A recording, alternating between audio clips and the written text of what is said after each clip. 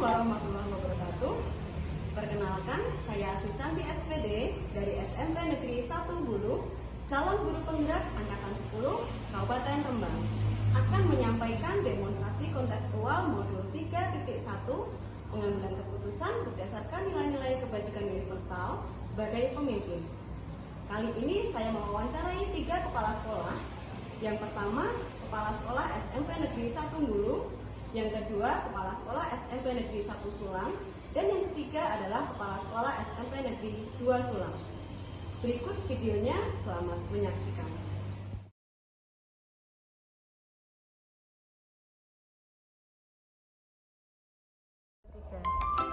Assalamualaikum Pak Sugeng. Waalaikumsalam Bu Santi. Pripun kabare? Alhamdulillah Bu Santi sehat semuanya Bu Santi. Bu Santi juga sehat Bu. Alhamdulillah sehat juga Pak Sugeng. Ini saya selaku penggerak Angkatan 10 akan sedikit wawancara nih dengan Pak Sugeng. Iya. Terkait tugas kami di demonstrasi kontekstual modul 3.1 yang mana saya harus mewawancarai kepala sekolah. Iya. Ada beberapa pertanyaan yang ingin saya sampaikan, nanti derek saya mengambil pengalaman dari Pak Sugeng. Iya. Begini Pak, selama Bapak menjadi kepala sekolah tentunya menghadapi berbagai permasalahan yang menuntut panjenengan untuk mengambil berbagai macam keputusan ya Pak ya. Iya. Nah mungkin Bapak bisa bercerita contoh kasus atau masalah yang panjenengan hadapi gitu Pak. Ya, terima kasih Bu Santi. Memang di sekolahan itu dilema, kasus itu memang banyak sekali. Tidak ada yang sekolahan itu mulus tanpa adanya kasus. Entah itu terkait dengan siswanya, terkait dengan temannya, terkait dengan lingkungan sekolahnya, pasti itu ada. Nah, satu contoh kasus yang kemarin itu yang pernah kami ambil sebuah keputusan terkait dengan kedisiplinan siswa. Kita tahu bahwa saat ini yang terkait dengan kedisiplinan siswa memang itu dituntut untuk menyelesaikannya, karena memang kalau tidak diselesaikan jelas kedisiplinan itu nanti akan meluas dan efeknya itu nanti jelas akan berdampak kepada kedisiplinan yang ada di sekolahan. Satu contoh yaitu terkait dengan siswa yang tidak masuk Bu Santi. Satu kriteria di dalam kenaikan kelas, di sana itu sudah disepakati oleh pihak sekolahan, kemudian sudah disosialisasikan oleh orang tua dan sudah disetujui oleh dinas pendidikan bahwa satu kriteria kenaikan kelas itu ada di kedisiplinan anak waktu masuk. Sehingga pada awal setiap kami briefing, setiap kami rapat dengan Bapak dan Ibu guru, ini kami selalu meminta laporan dari wali kelas terkait dengan kedisiplinan anak waktu masuk di sekolahan. Kenapa sejak awal itu saya menyampaikan seperti itu? Karena saya tidak ingin di akhir dari nanti waktu kenaikan kelas ada permasalahan-permasalahan terkait dengan kedisiplinan anak itu. Sehingga saya hanya ingin setiap ada kasus terkait dengan anak yang melanggar tidak masuk sekolah karena itu alpa tanpa adanya surat keterangan, maka itu segera harus dilacak oleh wali kelasnya bekerja sama dengan guru BK-nya. Sehingga laporan tersebut itu selalu kami tunggu. Kami minta informasi dari wali kelasnya, saya minta informasi dari guru BK-nya. Bahkan kalau nanti perlu dari setiap guru mata pelajaran yang mengajar di kelas tersebut, bagaimana kondisi anak ini sampai beberapa hari itu tidak masuk. Informasi itu memang sangat penting bagi kami untuk mengambil langkah, mengambil sikap bagaimana kelanjutan dari anak-anak tersebut. Sehingga kalau sudah dapat informasi dari anak ataupun dari orang tuanya, maka langkah selanjutnya akan kami panggil untuk orang tua datang ke sekolah.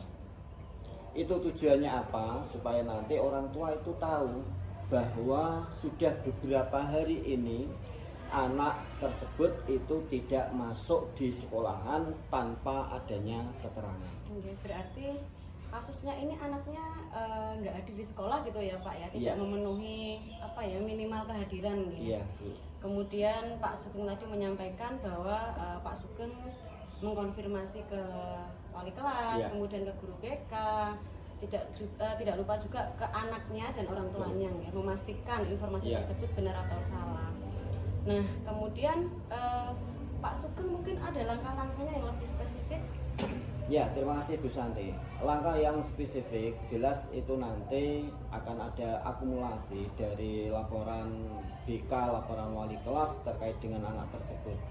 Sehingga nanti yang pada akhirnya saya tidak ingin itu kasus yang kelamaan, maka itu nanti langkah yang spesifik kalau memang anak tersebut itu sudah tidak bisa ditangani, sudah tidak bisa dididik atau diberikan informasi, maka langkah terakhirnya itu adalah kita kembalikan lagi kepada orang tua. Sehingga harapan saya walaupun itu nanti dikembalikan ke orang tua, tetapi kita juga memberikan jalan keluar, bisa nanti anak itu masuk di PKBM seperti itu Bu Santi. Karena apa? Saya tidak ingin yang namanya istilahnya apa nggih? Ketidakhadiran itu menjadi bumerang atau menjadi contoh ke siswa-siswi yang lain. Sehingga kontrol dari temannya, kontrol dari wali kelasnya itu memang sangat penting sekali. Iya, berarti pengambilan keputusannya adalah anak tersebut dikembalikan ke orang tua agar tidak menyebabkan atau mempengaruhi anak-anak yang lain ngoten Iya. ya.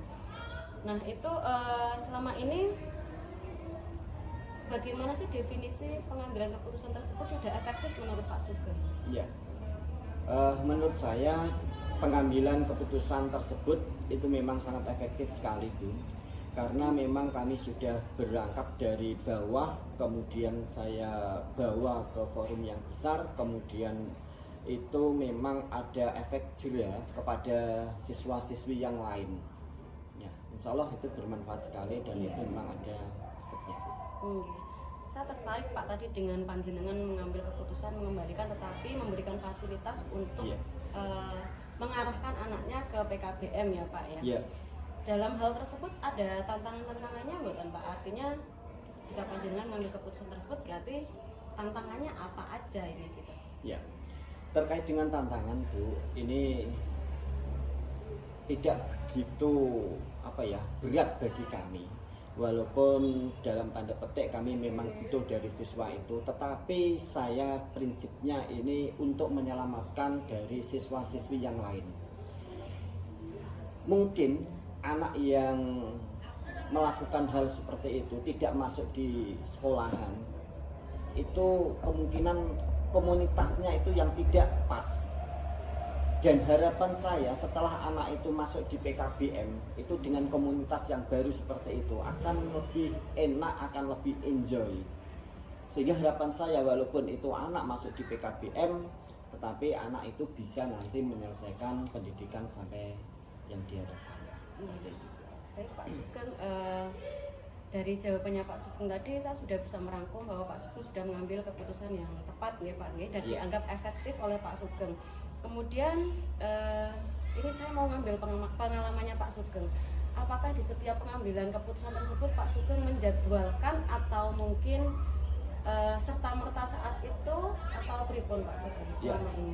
Terima kasih Bu. Jadi dalam pengambilan keputusan itu memang kami jadwalkan.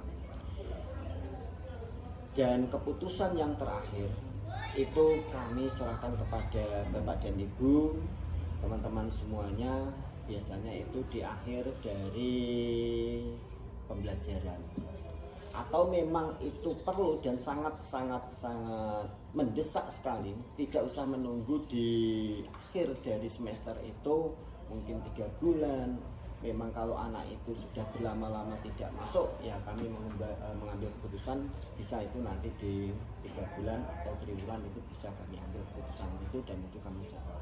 Berarti ada yang terjadwal, Iya. ada yang apa ya, memang saat itu harus diambil keputusan ya saat Iya. itu juga gitu ya Pak ya. Dalam pengambilan keputusan tersebut ada enggak Pak yang membantu atau mungkin mempermudah Pak Sugeng dalam pengambilan keputusan? Mungkin tidak hanya dalam kasus tersebut tapi meluas.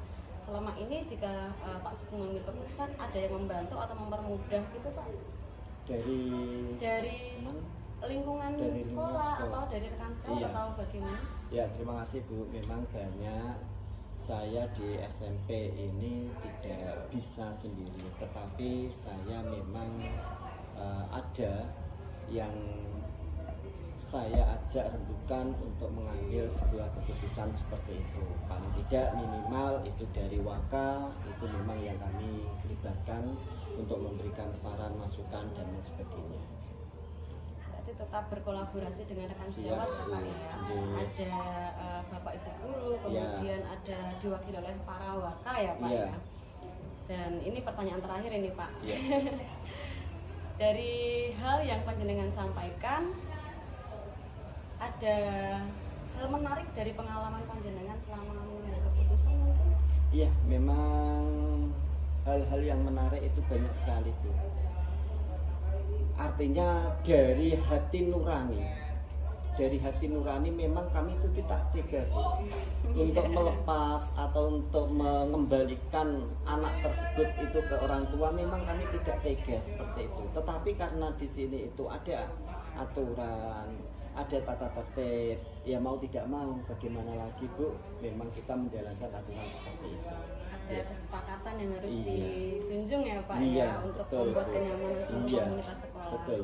Iya.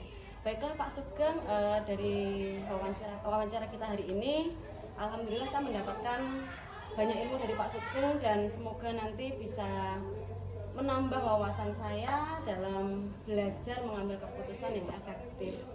Itu saja, dan saya ucapkan terima kasih kepada Pak Sugeng yang sudah memberikan waktu untuk melakukan wawancara dengan saya. Dan terima kasih teman-teman saya dalam menyampaikan tugas. Terima kasih, saya tutup wawancara hari ini. Salam tetap semangat di situ, sukses selalu untuk bersama.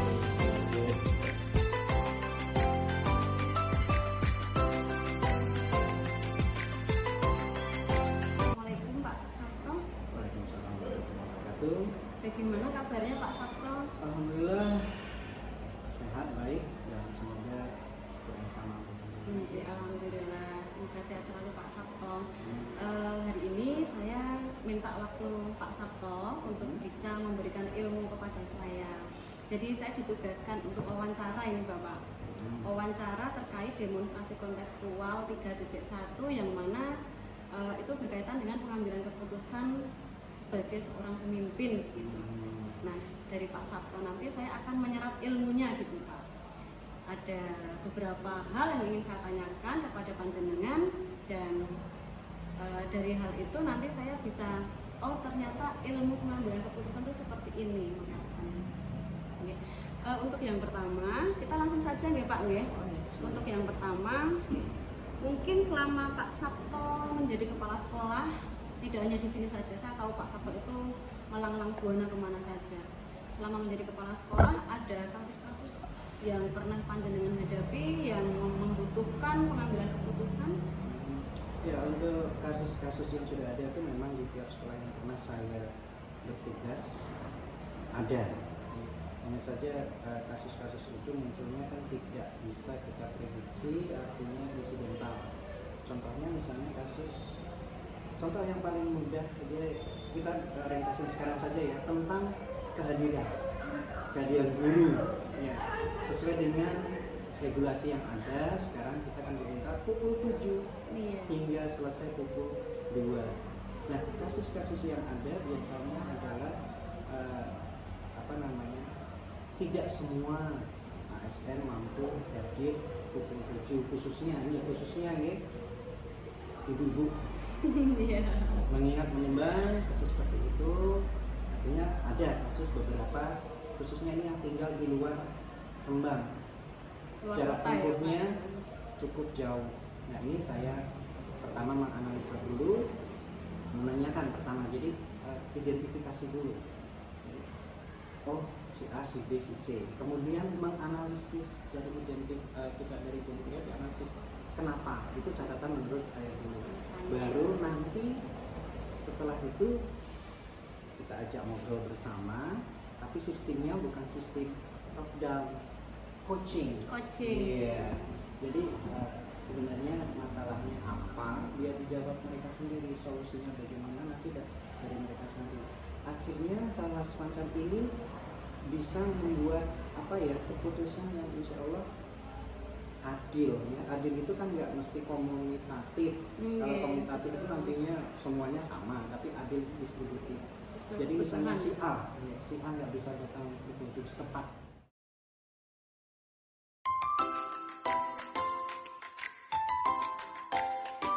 Waalaikumsalam warahmatullahi wabarakatuh. Nyun sewu, ini saya Bu Santi dari SMP Negeri 1 Hulu, mengganggu waktunya Bu Nurul sekedap. Nggih, enggak Untuk apa-apa, monggo melakukan Bu Santi. Nggih. Pripun kabarnya Bu Nurul? Alhamdulillah baik. Bu Santi sehat? Alhamdulillah Ibu, semoga kita sehat selalu nggih. Nggih, amin. Amin. Dalam kegiatan ini saya ada tugas untuk demonstrasi konteks forum Indonesia Negeri 1 yang mana ini berkaitan dengan pengambilan keputusan Ibu. Iya. Nah, di sini kan saya mewawancarai beberapa kepala sekolah, salah satunya Ibu. Iya. Saya ingin mengambil pengalaman dari Ibu, saya ingin menyerap ilmunya Bu. Sharing saja. Jadi Iya, sharing nggih. mawon. Karena menurut saya Bu Nurul tuh luar biasa. Seorang kepala sekolah di sekolah penggerak ya Bu. Iya, Ya. iya. nggih. Ada beberapa pertanyaan Bu ini yang ingin saya tanyakan dan nyuwun Ibu menjawab. Nggih. Semoga nanti bisa memberikan ilmu baru kepada saya. Ya, semoga bisa. Ini. Nggih.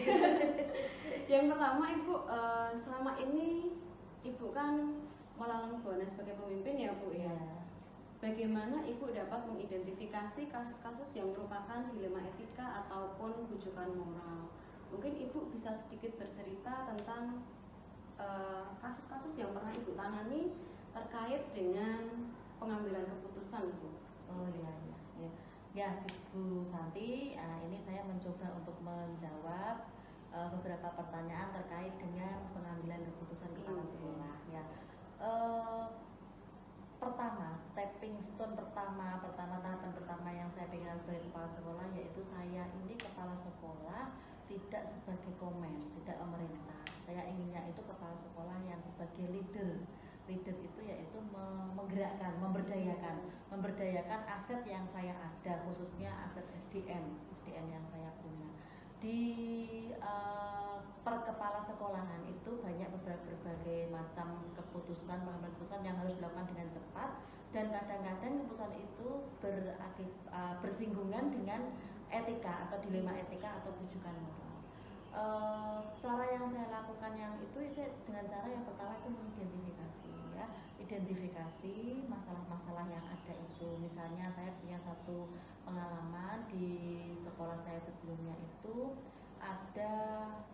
sebenarnya ada guru yang bagus, guru yang punya potensi bagus, tapi guru itu mempunyai permasalahan, yaitu dia tidak bisa on time, tidak bisa disiplin, dan itu berimbas kepada persepsi teman-teman gurunya itu. Tapi kan karena guru tersebut itu termasuk dalam staf, jadi ini saya mengidentifikasi guru ini kenapa, ya, dilema etikanya itu ternyata setelah guru itu saya tanya itu ada. Kalau dilema etika itu kan dua-duanya benar ya, dua-duanya benar. Yang di pihak sini secara aturan betul dia harus disiplin dan lain-lain. Di sisi yang lain dia juga mempunyai kebutuhan yang harus dia penuhi, yang mungkin bersinggungan dengan kedisiplinan dia.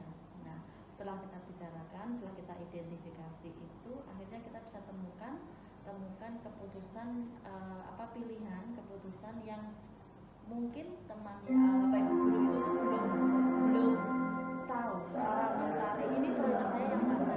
Oke. Jadi antara leader dan guru yang bermasalah itu bisa berkomunikasi, identifikasi, kemudian kita pemetaan akar masalahnya itu apa, yang utama apa, kemudian solusi yang tentu saja dari guru tersebut. Ya kita mengeksplor solusinya bagaimana, kemudian akhirnya nanti bermuara pada apa yang dia pilih.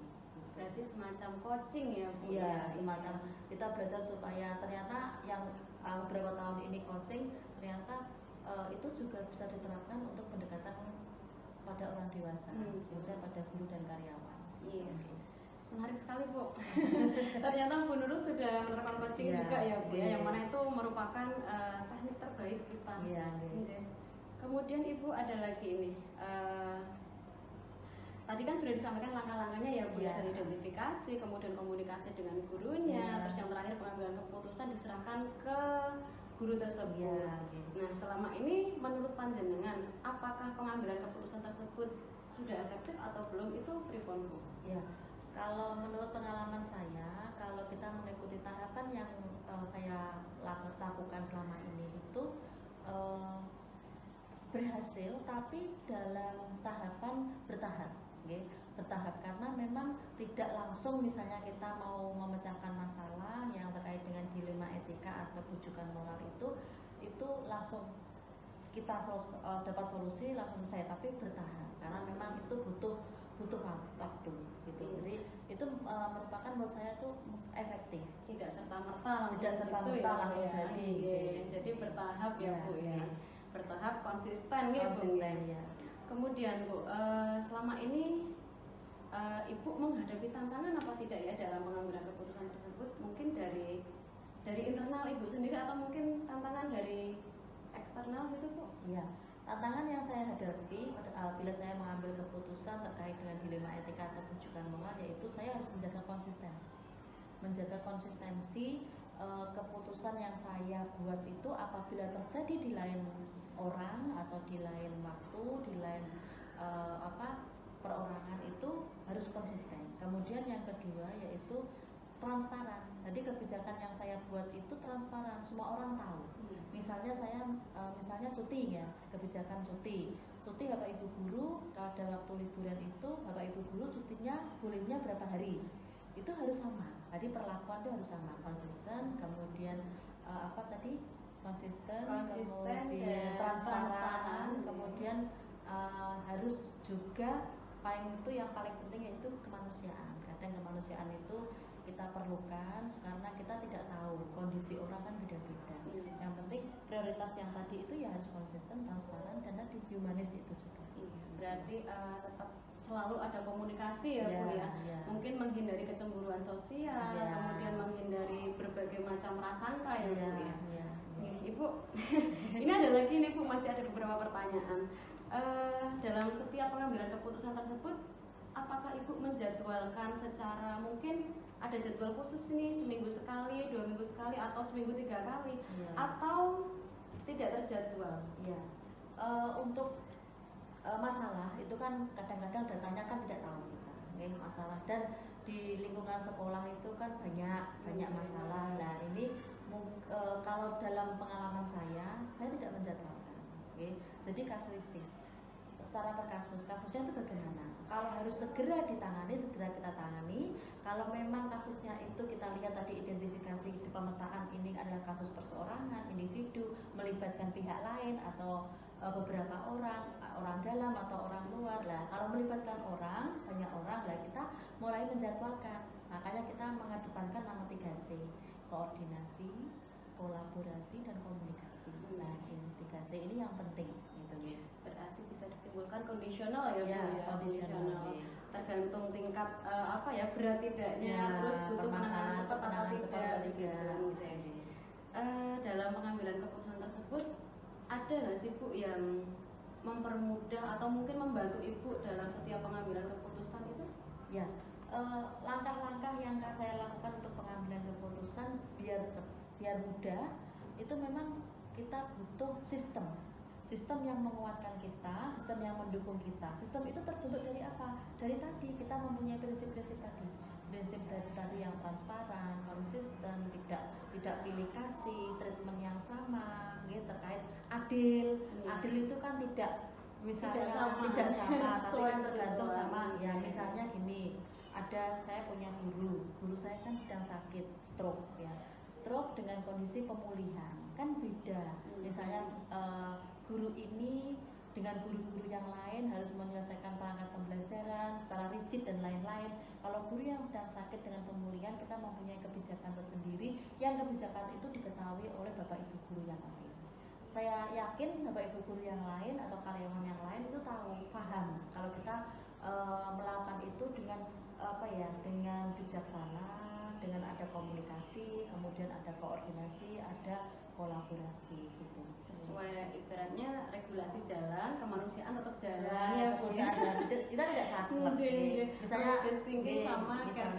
misalnya ada anak yang mempunyai kebutuhan khusus. Misalnya saya pernah di SMP yang sebelum saya itu ada anak yang berkebutuhan khusus yang sekarang sedang viral yang Cahyo itu kan. Nah, itu anak itu kalau jalan itu tidak bisa cepat karena dia memang disable. Nah, jadi anak-anak kalau yang lain masuk dia parkir sepeda di tempat parkir, yang namanya Cahyo kita beri kebijakan. Kebijakannya Cahyo bisa naik sepeda sampai depan kelas. Ya, karena kalau tidak seperti itu dia kesulitan untuk menjangkau dari depan sampai ke kelasnya. Nah, itu mungkin itu adalah dilema etika juga. Jadi mungkin anak-anak juga diberi pengertian bahwa temannya Cahyo ini adalah anak disable yang mempunyai kebutuhan khusus yang kita maunya treatment khusus gitu kan. Betul, spesial Bu, ya. Ini sudah sampai di pertanyaan terakhir ini Bu. Iya. Dari semua hal yang pernah dilakukan Bu Nurul di setiap pengambilan keputusannya, ada pembelajaran atau mungkin hal menarik yang bisa Ibu sampaikan? Ya, dari pengalaman saya selama ini hampir mau dua periode kepala sekolah itu, untuk pengambilan keputusan khususnya keputusan itu kita harus prioritaskan, yaitu keputusan bahwa ini dampaknya itu ke anak, karena memang pendidikan di sekolah itu, belajar sekolah itu kan fokusnya ke anak. Nah, yang kedua yaitu kita harus tetap mengingat kembali bahwa kita sebagai ASN itu kita harus menjaga integritas, apalagi atasan. Integritas kita kalau tidak dijaga, anak buah kita mau kemana, arah kita mau kemana. Misalnya kalau kita meminta Bapak Ibu guru untuk piket dan lain-lain, ya kita harus memberi contoh, datang lebih pagi, kemudian untuk misalnya cara berpakaian, cara bicara dan lain-lain, berkomunikasi itu butuh untuk diberikan keteladanan. Nah, itu integritas itu yang harus kita jaga supaya penting, karena beberapa sekolah itu kan mempunyai iklim sendiri-sendiri, beda. Tiap sekolah itu mempunyai iklim beda, karena kadang-kadang sistem belajarnya sistem mana yang jalan yang belum lah. Itu kalau saya pertama masuk ke sini, ini saya butuh penekanan di sini, saya butuh penekanan di sini. Jadi ya tadi ada identifikasi tentang kondisi sekolah yang butuh harus disegerakan mana, yang nanti yang tahapan selanjutnya yang mana. Nah, itu tadi yang seperti tadi Ingasus untuk Lodo, Ingmati Lamun Toso, itu kan tiga-tiganya itu saya blend. Jadi kadang itu kan, tapi seperti piket itu kadang-kadang pas sekolah itu kadang-kadang tidak ada di depan, ternyata di belakang, tidak ada di sini ternyata. Jadi seperti kita pengawasan melekat. Jadi Ibu guru itu diawasi tapi merasa tidak terawasi kan gitu. Intinya peka terhadap lingkungan lah Iya, sebagai kepala sekolah itu. Iya. Ibu, terima kasih, luar biasa sekali ini wawancara kita hari ini. Saya mendapatkan banyak ilmu dari Bu Nurul. Ngapunten sekali lagi jika mungkin dalam wawancara ini saya ada salah kata, salah sikap. Terima kasih, saya tutup ya Bu. Wassalamualaikum warahmatullahi wabarakatuh. Waalaikumsalam warahmatullahi wabarakatuh. Ya, tutup dulu, tak ngobrol. Demikianlah video demonstrasi kontekstual modul 3.1 pengambilan keputusan berdasarkan nilai-nilai kebajikan universal sebagai pemimpin. Semoga menginspirasi Bapak Ibu guru hebat. Salam guru penggerak. Mari tergerak, bergerak, dan menggerakkan. Wassalamualaikum warahmatullahi wabarakatuh.